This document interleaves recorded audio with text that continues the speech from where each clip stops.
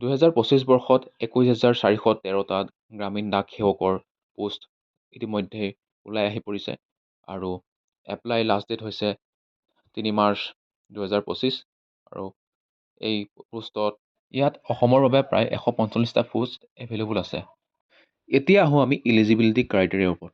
ইয়াত as limit 18ৰ পৰা 40 বছৰলৈকে দিয়া হৈছে আৰু কেটেগৰী ৱাইজ যেনে ST SC OBC PWD আদি সকলোৰ বাবে এজ ৰিলেক্সেশ্যন আছে আৰু এডুকেশ্যন কোৱালিফিকেশ্যনৰ ক্ষেত্ৰত তেওঁলোকে যিকোনো এখন ৰিকগনাইজ বৰ্ডৰ আণ্ডাৰত মিনিমাম ক্লাছ 10লৈকে পাছ কৰিব লাগিব আৰু মিনিমাম এটা ছাবজেক্ট লোকেল লেংগুৱেজৰ ওপৰত থাকিব লাগিব।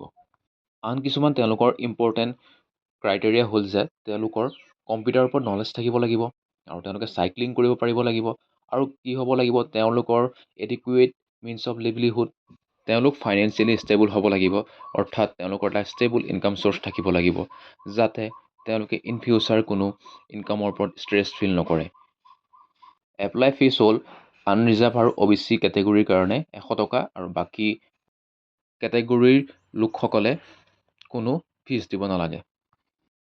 এতিয়া ইয়াত উল্লেখ কৰা অনুসৰি চেলাৰী হ'ব ব্ৰাঞ্চ পোষ্টমাষ্টাৰৰ বাবে 12,000ৰ পৰা 29,380 পাৰ মান্থ আৰু এছিষ্টেণ্ট ব্ৰাঞ্চ পোষ্টমাষ্টাৰৰ বাবে 10,000ৰ পৰা 24,470 পাৰ মান্থ আৰু ডাক সেৱকৰ বাবে 10,000ৰ পৰা 24,470 পাৰ মান্থ।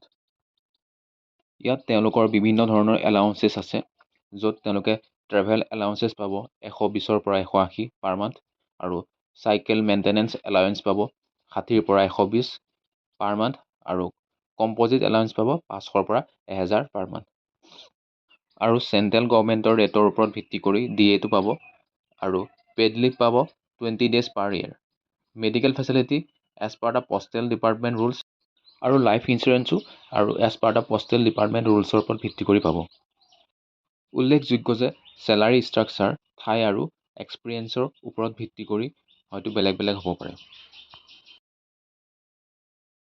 এই পোষ্টৰ চিলেকশ্যনৰ বাবে কোনো ধৰণৰ এক্সাম নহয়।